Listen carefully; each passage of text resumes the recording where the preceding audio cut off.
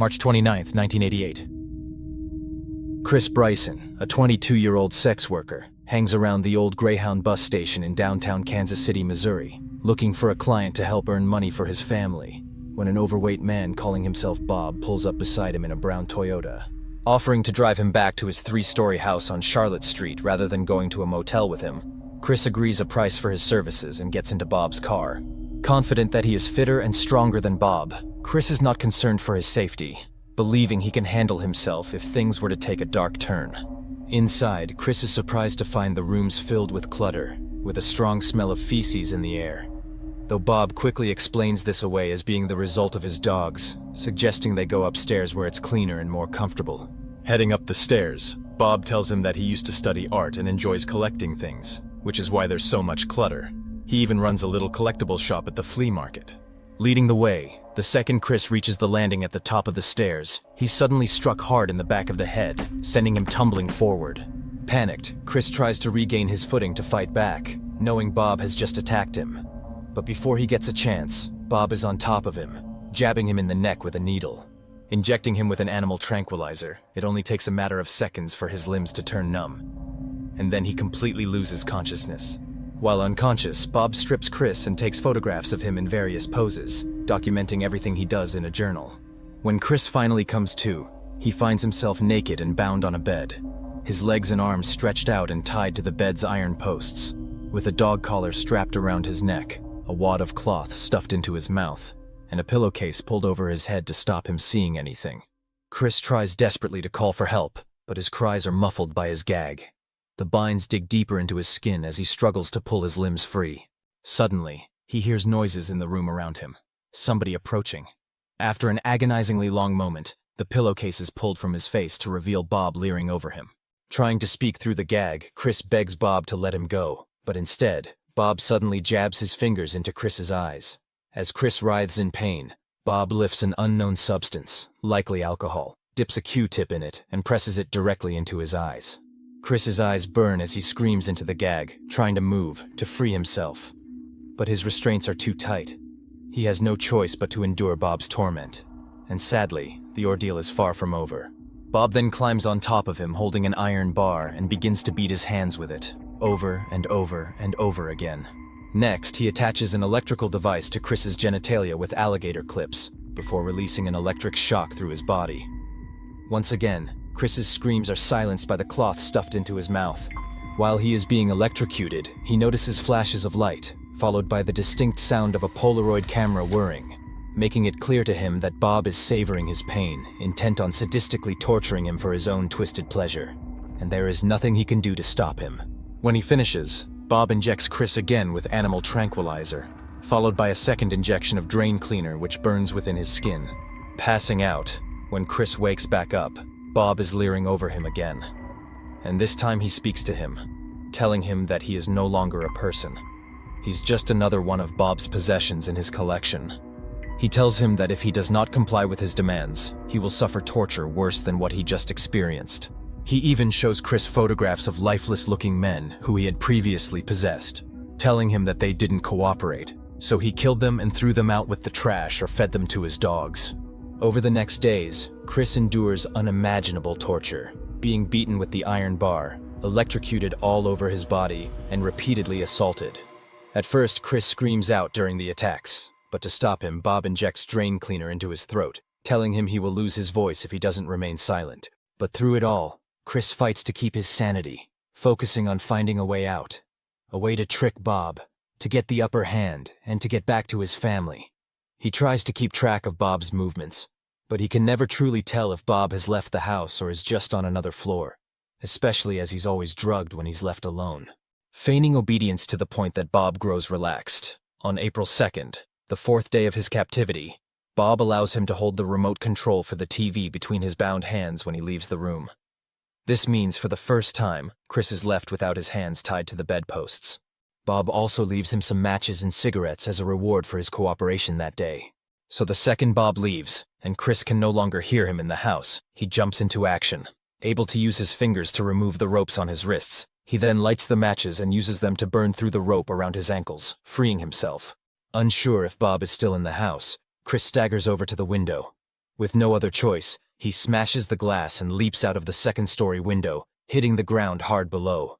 Though one of his legs is badly injured in the fall, he knows he can't waste any time and fights through his pain, stumbling over to a neighbor's home, banging on the door for help.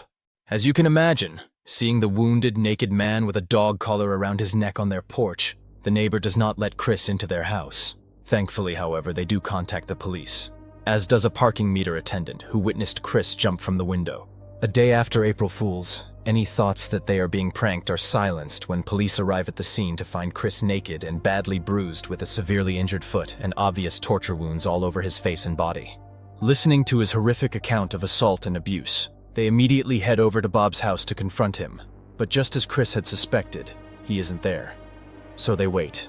With Chris rushed to hospital to treat his injuries, when Bob returns home, the officers instantly descend on him.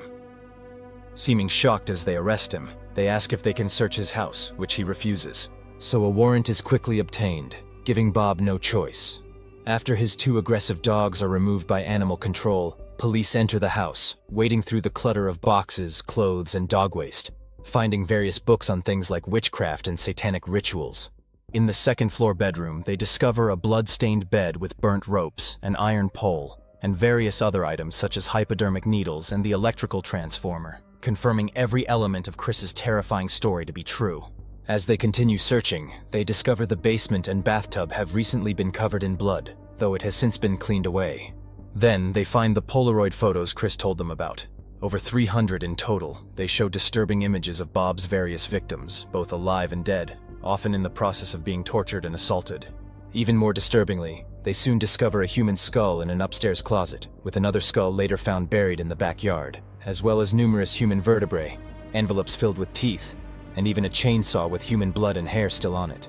But it's when they discover Bob's journal that they truly understand what it is they're dealing with. Because on its pages, Bob had meticulously chronicled every sick and sadistic thing he had done to the 6 people he had murdered prior to Chris's miraculous escape. Because Bob, aka Robert Berdella, was not just a sexual sadist as police had initially thought. He was a prolific serial killer who had managed to go unnoticed for years, hiding within a friendly neighborhood of Kansas City and preying on its most vulnerable residents. This is the story of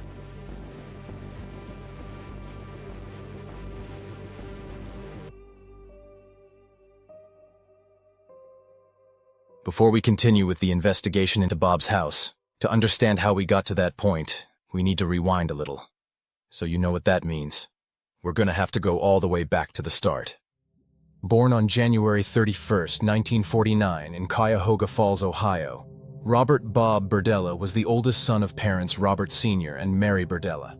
Alongside his younger brother Daniel, Bob grew up in a strict household that was deeply religious, with both boys receiving daily religious education and regularly attending Mass. Both boys were held to a high standard and physically disciplined with a leather belt if they were ever deemed to have strayed from it. Their father, Robert Sr., had a specific view of how his 2 boys should be and how men behaved. As a result, he adored Daniel, who was athletic, sociable, and obedient. But he resented Bob, who was awkward and withdrawn, and was interested in art and cooking instead of sport. Robert Sr. frequently made his 2 sons compete with one another, with Daniel always coming out on top, and Bob always being shunned and deemed as inadequate. But despite being overlooked and undermined by his father, Bob truly loved him and was desperate to please him. At school, Bob's life was even worse, forced to wear thick glasses due to his poor eyesight, and suffering with a speech impediment. He faced relentless bullying and abuse. As if it wasn't already hard enough for Bob to try and win the love and praise of his father, by the time he was a teenager, he had come to the realization that he was gay, something he knew his father's views on religion and masculinity would never allow. So he chose to repress his feelings and deny his sexuality, terrified of what might happen if the truth was ever revealed to his father. Around this time, Bob's quiet and withdrawn persona had shifted into something more aggressive and bitter, particularly when it came to women, who he was often dismissive and condescending towards. But then suddenly, in 1965, his 39-year-old father had a heart attack and died. Because of their troubled relationship and all the resentment Bob felt towards him, the loss left him with muddled and conflicting emotions. He loved his father, and had always hoped he would show him the same love back if he just behaved the right way and did the right thing. But now he would never have a chance to receive the praise and love his brother had gotten from him. While Bob was still struggling with his confused grief, his mother quickly remarried. Feeling betrayed by her, their relationship broke down, especially as Bob refused to acknowledge his new stepfather and regularly got into conflicts with him. Perhaps to try to understand his father better, or even perhaps because of his continued struggles with his sexual identity, Bob turned to Catholicism and the Bible for answers. And he soon began reading every religious text he could get his hands on, Christian or otherwise, looking for solutions to his pain and internal conflict, including studying Satanism and other occult beliefs. At 16, he began working as a line cook at a local restaurant, and it was in this job that he had his first sexual encounter. Unfortunately, it wasn't a positive one. While at work one day, an older male coworker assaulted him in a back room. After this traumatic event, which Bob did not report, likely due to feelings of shame and guilt, he began to spiral, rejecting his newly invigorated faith and withdrawing even further from society. He felt like he had lost control over every aspect of his life at every point, and something needed to change. Around this time, Bob saw a movie called The Collector, about a disturbed man who kidnaps a young woman and holds her captive in a basement where she eventually dies.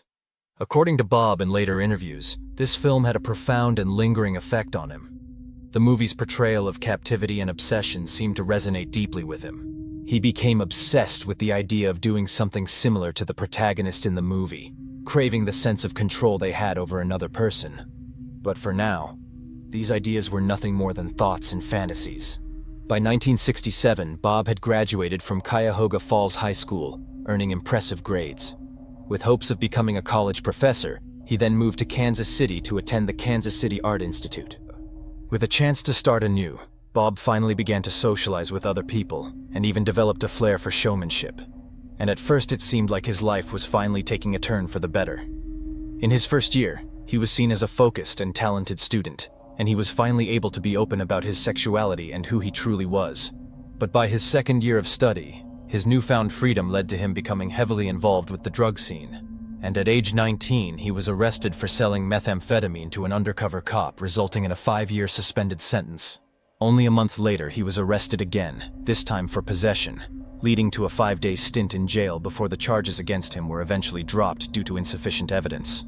During this time, he also began acting out some of his darker fantasies around the ideas of control, torture, and even murder, experimenting with animals. While his drug use wasn't seen as uncommon for someone in the art scene in the 60s, his erratic behavior towards animals brought him into conflict with the college and his fellow students, especially as it began to influence his art projects.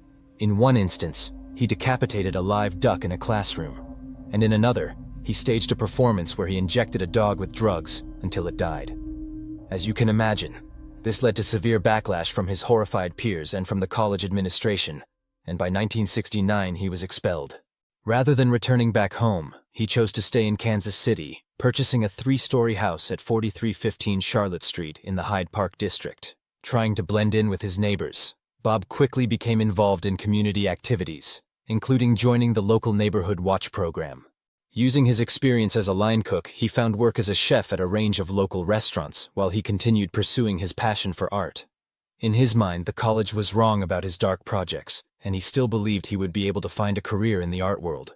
This led to him collecting art and antiques, which soon turned into a profitable side business selling items at a booth at the Westport flea market, which he called Bob's Bizarre Bazaar. By the early 1980s, he quit his job as a chef and began working full-time as a market seller, trading a range of items varying from art and jewelry to occult artifacts such as shrunken heads. The shop earned him recognition in the local alternative scene, and alongside running the store, he also bred dogs, adding to his increasingly eccentric public image. Despite his success, Bob continued struggling to build relationships with other people. Initially, he tried paying for sex, but he found that it only made him feel more isolated and lonely. So he began actively seeking out young men on the fringes of society, such as sex workers and runaways, offering them the chance to stay at his home while they got their lives back on track. While Bob claimed that he just wanted to help these vulnerable men, in reality, he was using them to satisfy his own urges. Being in a position of power over them, with them relying entirely on him, excited him. And it wasn't long before he began to use this power to pressure them into having sex with him in exchange for his supposed kindness. Referring to himself as their foster parent, These young men would come and go, with his house gaining a reputation as a sort of haven for those in trouble. But Bob still wanted more from these relationships. He wanted to feel the sort of power and dominance he had craved ever since he was a teenager. One of the young men Bob became acquainted with during this time was Jerry Howell, a 19-year-old sex worker. Jerry's father ran a booth next to Bob's at the flea market, and he would occasionally help him out when he got into trouble with the law. In July of 1984, Bob picked Jerry up and drove him to his house. But after that, Jerry was never seen alive again. Jerry's father, Paul, had always been wary of Bob. Having run the booth next to him at the flea market, Paul had heard plenty of rumors about Bob's behavior behind closed doors, including his odd relationships with various drug addicts and sex workers. While Paul knew his son was gay, he did not know that Jerry had begun working as a sex worker himself, nor that he had built up such a close relationship with Bob over the years they had known each other. Though details are unclear, it appears Bob and Jerry had a sexual relationship of some capacity through the early months of 1984. Unfortunately, at this point Bob's fantasies about dominating others were becoming more intense and difficult for him to control. Always craving to have the upper hand, Bob helped pay for a lawyer after Jerry got into some legal trouble, putting him in a position where he felt Jerry owed him something. But when Jerry didn't pay him back, either monetarily or by other means, Bob began to grow frustrated. While his intention had been to control Jerry, it suddenly felt like Jerry was the one using him, and the one in a position of power.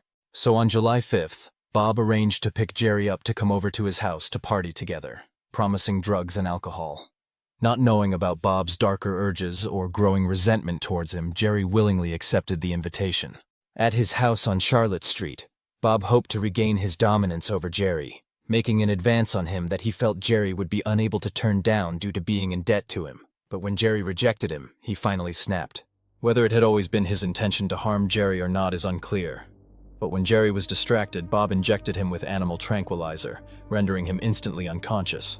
Getting a rush like he'd never felt before, he then dragged Jerry's body up to the bedroom where he stripped him and tied him to the bed.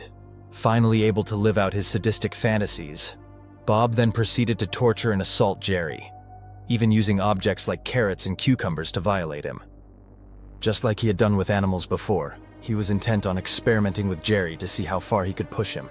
When the drugs finally began to wear off, with Jerry conscious enough to plead for him to stop, Bob beat him with a metal rod and shoved a gag in his mouth to silence him. He then injected him again and continued assaulting him, with this cycle repeating all night long. Throughout the ordeal, Bob took photographs with his Polaroid camera and wrote detailed notes about everything he was doing and how Jerry's body was reacting to it. After leaving him drugged and restrained while he went to work at the flea market, Bob returned to continue the torment. But later that evening, around 28 hours after he had been imprisoned, Jerry suddenly died, choking on his own vomit beneath the gag, likely due to the excessive amount of drugs injected into his system. Bob immediately tried to administer CPR on him, but not because he had a sudden change of heart. In his mind, he hadn't finished with him yet, and he hoped Jerry would recover so he could continue experimenting with him. But Jerry did not wake back up, so Bob made a plan to get rid of his body, continuing to document and photograph the process. First, he dragged Jerry's body down to his basement and suspended it upside down from the ceiling. Then, he retrieved the biggest pots and buckets he could find, alongside his sharpest knife. Like an animal being prepared to be cooked, he then made several stabs in Jerry's body, causing him to bleed out, his blood draining into the pots and spilling onto the floor. The following morning, he took Jerry's body down and used a chainsaw to dismember it into smaller pieces that could fit into trash bags. Wrapped with newspaper and other clutter, he then placed these bags full of body parts out on the curb to be collected by the garbage men. Watching as the bags were collected and thrown into the garbage truck, Bob was filled with a sense of awe over what he had done.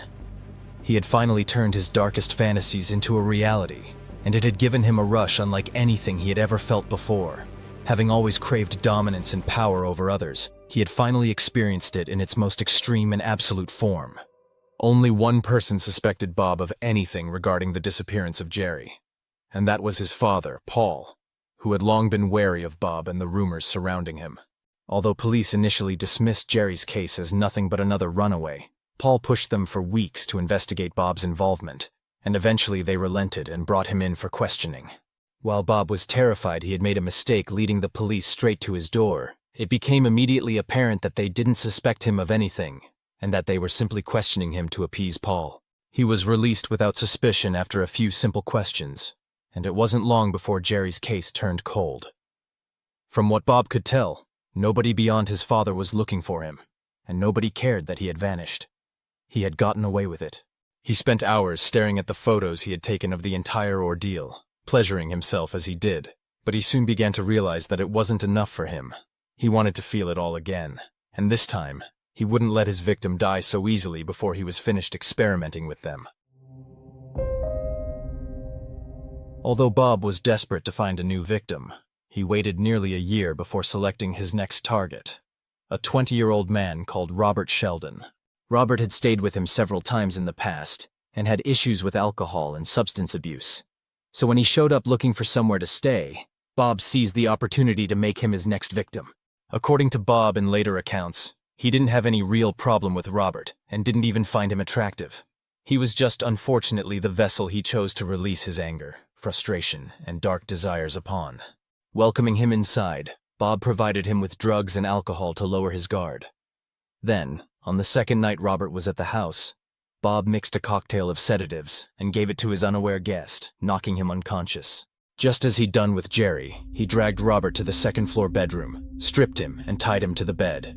He then spent 3 days torturing and assaulting him, using tranquilizer to keep him sedated between the attacks. But this time, Bob was determined to break his captive and make him completely submit to his every desire and command. He wanted the ultimate form of domination over another human being. To make this a reality, he introduced twisted new torture methods, such as pouring drain cleaner into his eyes to try and blind him, and inserting needles under his fingernails. The more disturbing the form of torture Bob enacted, the stronger the rush he found himself feeling. And once again, he made sure to document everything he did and to take photos with his Polaroid camera. But then, on the 5th day of his captivity, a workman arrived to trim the trees around his roof, a regular appointment that had slipped Bob's mind. And he immediately panicked, terrified that the workman might be alerted to Robert's presence by an unexpected scream or sound. So he made a split-second decision to murder Robert right then, using a plastic bag to suffocate him on the bed. When the handyman left unaware, he then dealt with Robert's body in a similar manner to what he'd done to Jerry, draining his blood and dismembering him, this time in the third-floor bathtub. However, on this occasion he did not get rid of every part of Robert. Knowing the photographs weren't enough to please his urges last time, and no longer concerned about the police coming after him, he chose to keep Robert's head. At first he stored it in his freezer, where he could look at it and touch it whenever he wanted, before eventually burying it in his backyard. Nobody came looking for Robert, and as far as Bob could tell, he had gotten away with it once again. Feeling invincible, while he had waited nearly a year to take his second life, Bob no longer felt the need to restrain himself. So less than 2 months later, he chose his next victim, Mark Wallace. Mark had previously done some yard work for Bob, and found himself taking shelter in his garage during a thunderstorm one evening. So Bob invited him to come into his house, where he drugged him, stripped him, and tortured him like his first 2 victims. Intending to push him to his limits and keep him alive as long as possible, Bob once again introduced new methods of torture. However, his experiments didn't go as planned. After electrocuting Mark by attaching a transformer to him with alligator clips, he died after less than a day of captivity. This left Bob extremely frustrated, as while murder was part of his ritual, it wasn't the specific goal of it. What Bob wanted was a captive he could exhibit total control and dominance over.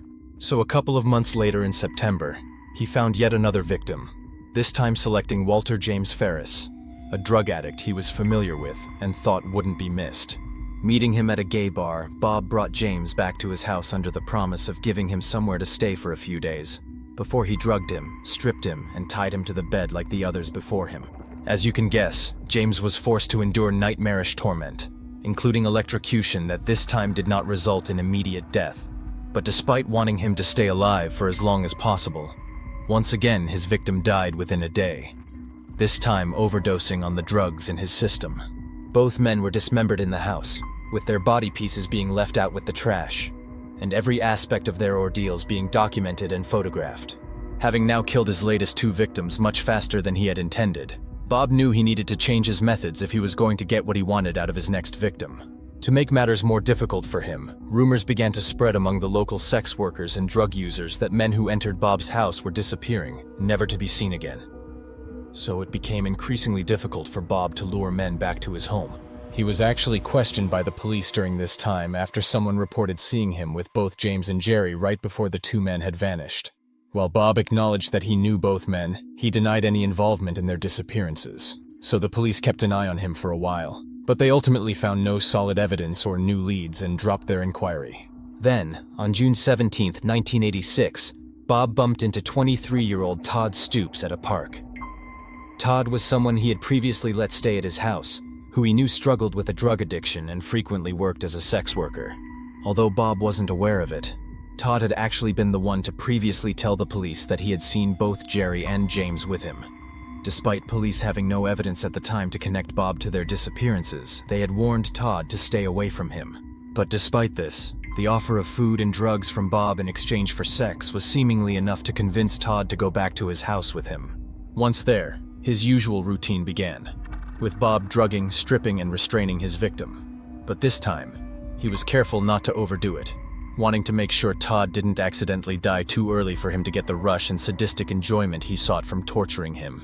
Todd ended up enduring 2 weeks of torment, involving drain cleaner being injected into his throat to stop him from screaming, and his eyes being electrocuted to try and blind him.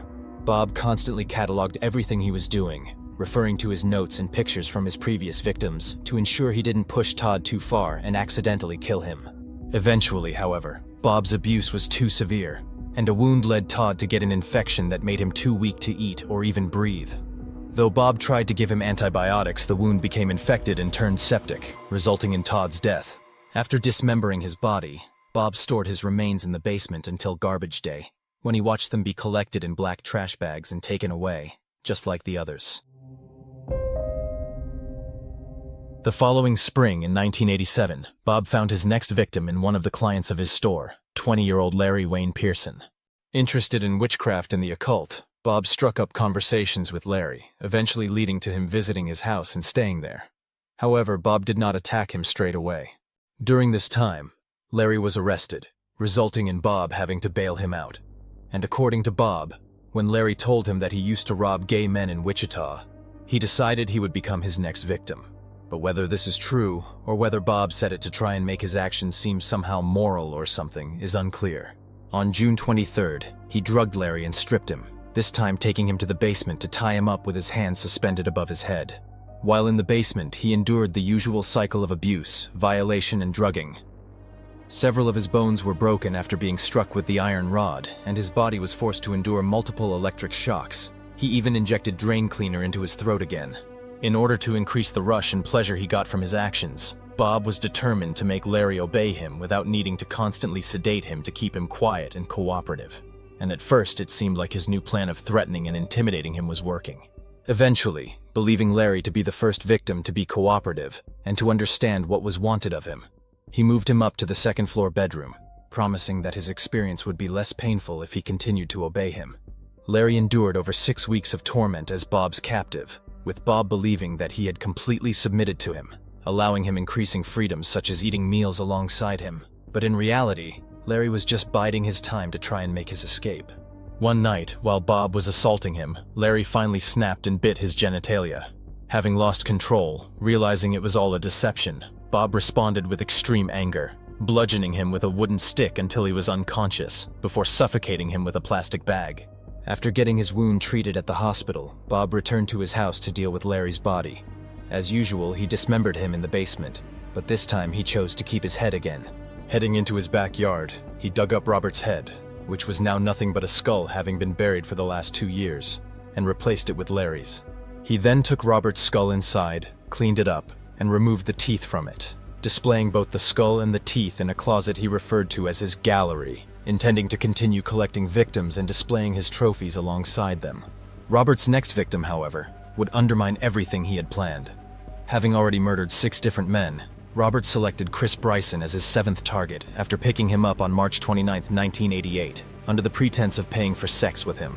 As detailed in the opening of this video, after enduring 4 days of abuse by Bob, Chris made a daring escape by leaping out of the second-floor window of the house, leading the police straight to Bob's door. After sending Chris to the hospital, police officers waited outside Bob's house on Charlotte Street for him to return. even though it seemed more than likely that Chris's story was true. Given the injuries he had and the witnesses who had seen him leap from the window, they needed to verify his claims. When Bob came back from working at the market, he was immediately arrested on suspicion of sexual assault. Claiming ignorance and acting like he had no idea what they were talking about, Bob refused to give them permission to search his house and instantly invoked his rights to remain silent and to have an attorney. Given Chris had claimed he had been held captive and tortured and that Bob had shown him pictures of men he had murdered, it wasn't difficult for the police to get a warrant to search his house, although they technically only had 24 hours to charge him with something before they would have to release him. After animal control came to remove Bob's barking dogs, a team of Kansas City detectives arrived to investigate the scene alongside the uniformed officers. When they first entered the house, the level of clutter and squalor made it difficult to work out what they were looking at. It was clear that Bob was a collector and a hoarder, and due to his job selling unusual artifacts and occult objects, they found numerous bizarre items, including skulls and vertebrae, various animal bones and remains, and jars filled with bird feathers, alongside books on Satanism and the occult. Though it was unclear if anything was real, or if they were all just collectibles at this point. But everything changed when they ascended the stairs to the second-floor bedroom, where they immediately saw bloodstains on the bed, alongside the remains of the ropes Chris had burned, as well as the transformer with wires and alligator clips attached to it. They even found a tray covered with syringes and bottles of unidentified drugs. Most disturbingly, the bedposts had deep grooves in them, where bindings had clearly rubbed against them over and over, implying that Chris was likely not the first person to endure this nightmare, just as he had claimed. In a small box, they discovered countless Polaroid pictures of Chris being tortured and assaulted, cataloging the entire ordeal he had been through. There was now no doubt that Chris's story was completely true, but they still didn't have confirmation that Bob had killed anyone, other than the claims he'd supposedly made to Chris. That is, until they entered Bob's bedroom and came across his gallery, containing what looked to be a genuine human skull, and an envelope filled with what were undeniably human teeth. Then, back in the bedroom Chris had been held captive in, a detective found Bob's notebook.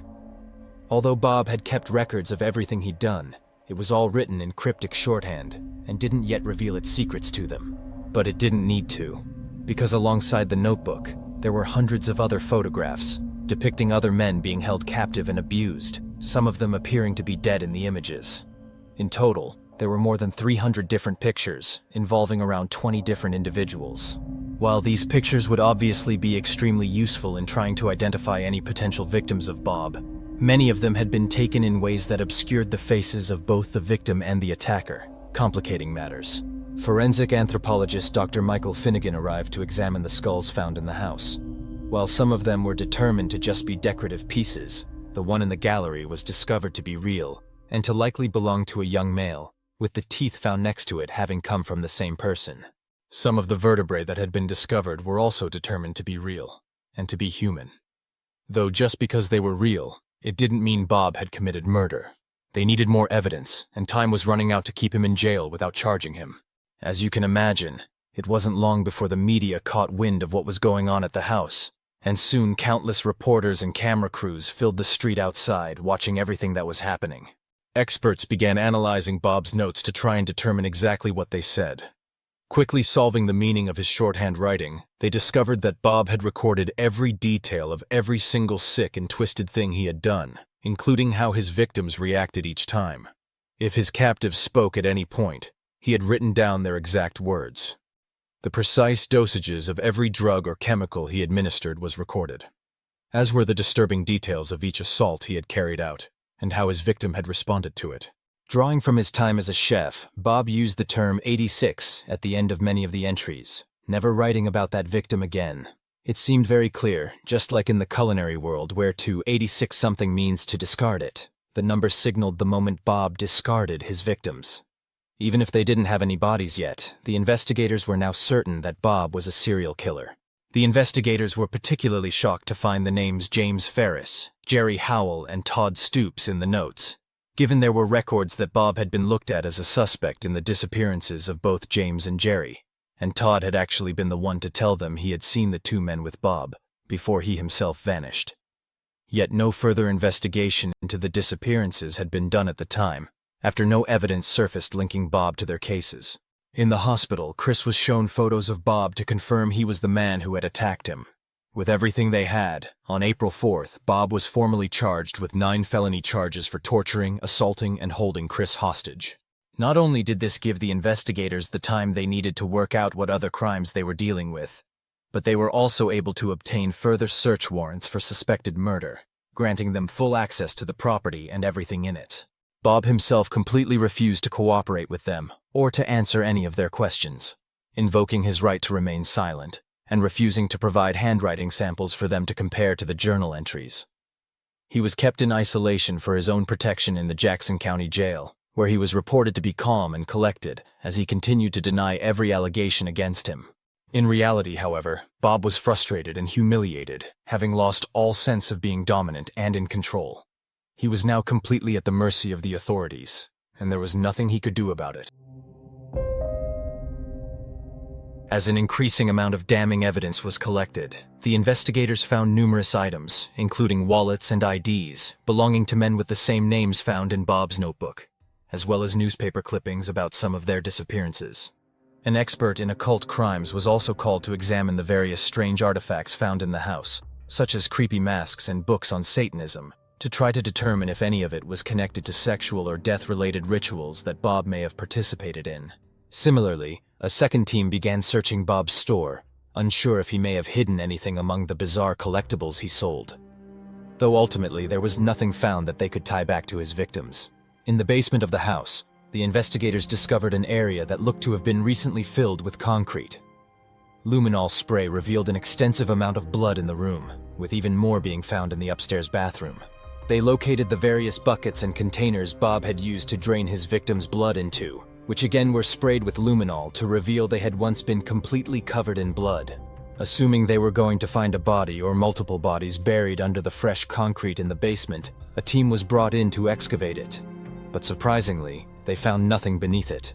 When the human vertebrae found at the house was determined to have been cut or sawn, they sent Bob's chainsaw off to be analyzed and discovered that it had traces of human blood, hair and flesh embedded in the blade.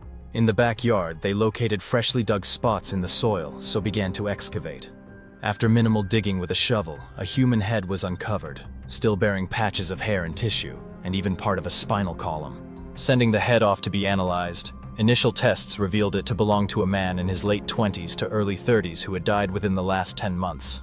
Similarly, the skull found in Bob's gallery was found to belong to a man in his 20s who had likely been dead for around a year and a half. But without the rest of their bodies, it was impossible to figure out the cause of death for either of the men, meaning identifying who they belonged to was now vital to try to understand what had happened to them.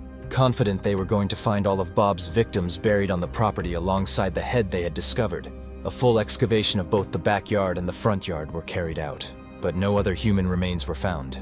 However, they did find more jars filled with feathers buried in the backyard, alongside bones belonging to various animals, furthering their concern that Bob had been practicing some sort of occult rituals. The detectives even considered the possibility that the meat in Bob's freezer intended for either himself or his dogs may have come from his victims. But when it was sent off to be tested, it was found to be nothing but beef. While they believed Bob had killed at least some of the men featured in his detailed accounts and photographs, they knew that without finding their bodies, they faced a difficult challenge to prove it. Using the names in Bob's own records, the investigators got in touch with the families of the missing men, obtaining photographs to compare to the Polaroid pictures, as well as medical records and dental charts to compare to the 2 human skulls. Various family members also helped identify their loved ones by looking through Bob's Polaroid pictures. Other names mentioned in the notes were found to refer to men who were not missing, so the investigators tried to track them down to question them. While many of them, who were predominantly sex workers and drug addicts, refused to talk to them, some of them proved to be extremely helpful to the investigation, such as Freddie Kellogg. Freddie revealed to the detectives that Bob would regularly drug his guests before engaging in sex with them, regardless of their consent, and that he threatened to blackmail them if they told anybody about what he'd done. He even identified 3 of the victims in the Polaroids as Todd, Robert, and Larry. The first major breakthrough came with the identification of the head in the backyard as belonging to Larry, allowing the authorities to formally charge Bob with his murder. But to the investigators' surprise, at his arraignment Bob pled guilty to killing Larry, looking to exploit a loophole that meant he could not be sentenced to death for the crime. But when the investigators were able to also confirm the identity of the skull found in the gallery as belonging to Robert using dental records, it was made clear to Bob that the death penalty would be being pursued in his case.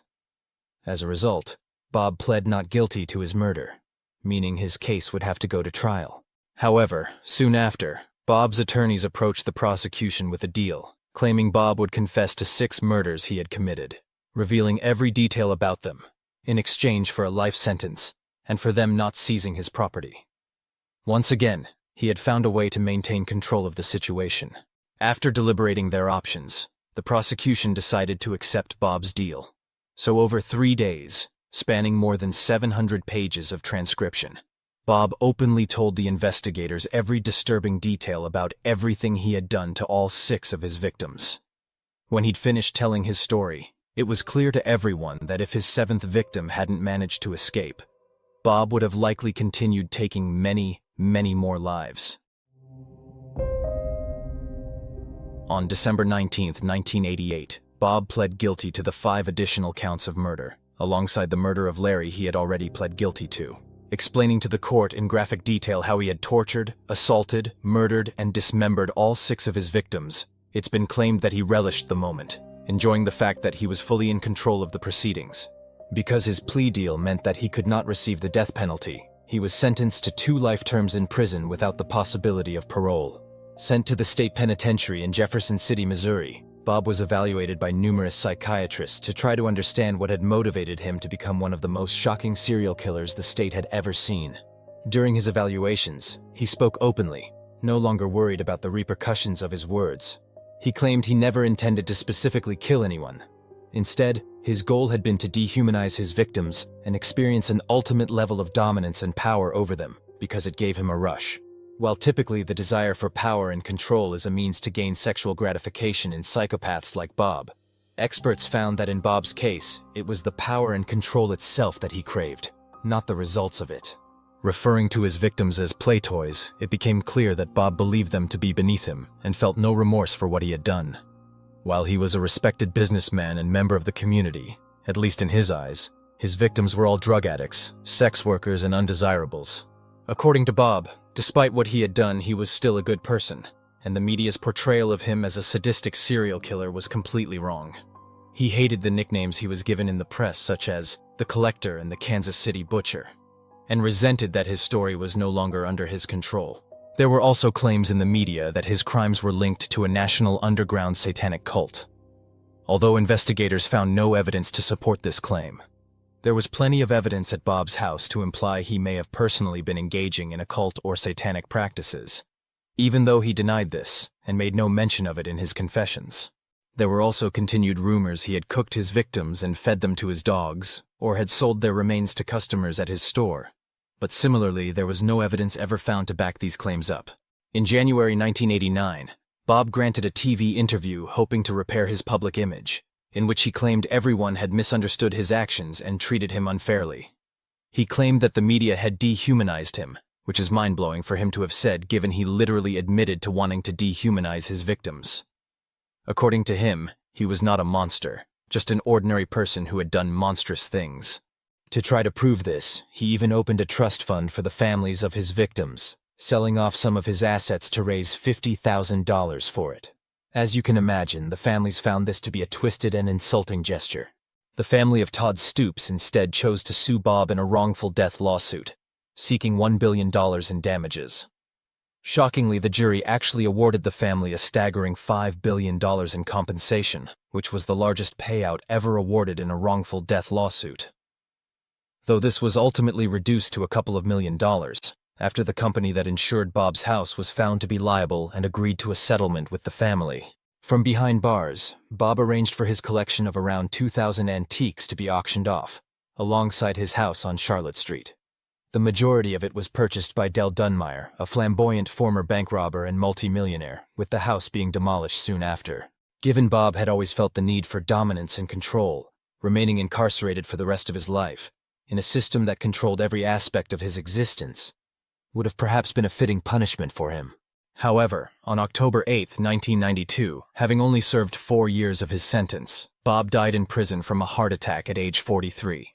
Though there are claims that Bob was poisoned, and Bob himself had claimed that the prison officials had refused to give him his heart medication. His death was officially listed as natural, and no further investigation was done. Whether that was the case or not, I doubt there are many people out there seeking justice or answers for him.